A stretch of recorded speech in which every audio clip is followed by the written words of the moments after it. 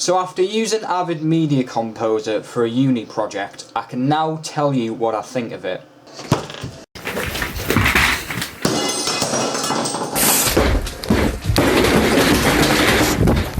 It is literally the most frustrating thing ever. However, the worst part is not the actual program itself, but the fact that it's becoming the most used editing software in the film and TV industry.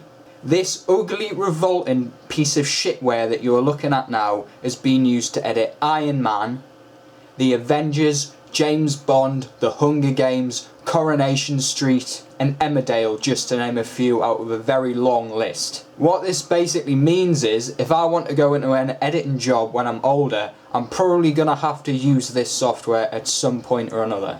And the question I just want to ask is why? Why the fuck is Avid being used by so many people? Now, the software that I use to edit my videos is called Cyberlink Power Director, and I'm constantly getting frustrated with it because it lags, it glitches, and it sometimes crashes. However, it is completely user-friendly.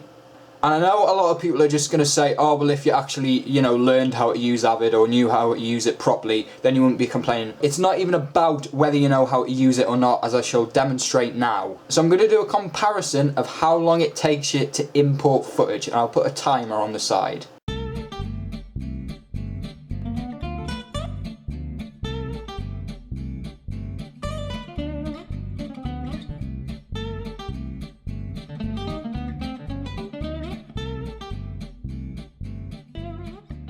Okay, so straight away my footage on Cyberlink is ready to edit, and Avid is... yeah, Avid's just nowhere near ready.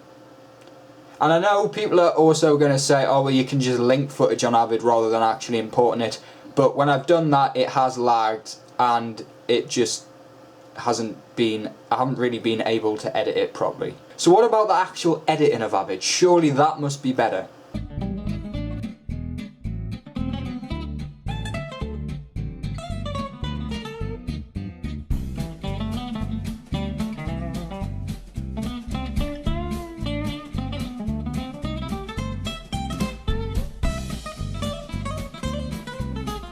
Well, it's nothing impressive, and if you haven't dropped it into the right place on the timeline, it's a bugger to move.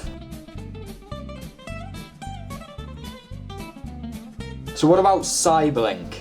Let's have a look at that.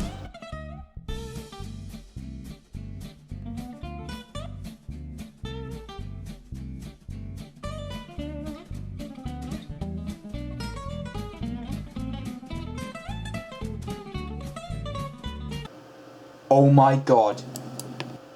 You can actually drag things. You can actually oh my god. Oh my, you can actually drag things. You can actually drag things. Oh my god. You can actually drag things. Now with exporting, Avid gives you a lot more options than Cyberlink.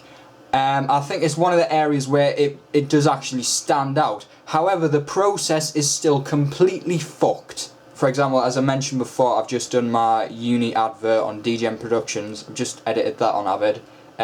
Now, I set it up in the way that I wanted. I, clicked all the settings and customised everything to meet the demands that I wanted for the export. And the exported file, everything just looked darker. Here's a picture of the exported video compared to what Avid showed in the timeline. What? And that wasn't the first time that I'd exported it either. The time before that, I went to play it and I noticed that sound was missing. Shortly after, I realised that the reason why was because I didn't highlight one of the audio tracks on the timeline. What the fuck? Oh no, because, I've edited clips, I've spent time editing all these clips, but I don't want them in my finished video. Obviously, I want everything in my video. So after both of these exports to a QuickTime movie just failed to do what I wanted them to do, I tried a WMV export. I put 1080p, 1920 by 1080p as a quality, and this is what Avid gave me. Hi. So, why is Avid actually so popular?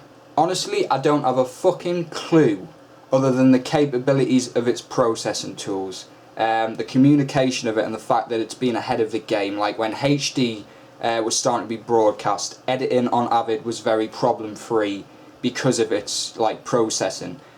I'm not a computer nerd, but hopefully, you know, you'll get what I'm trying to say.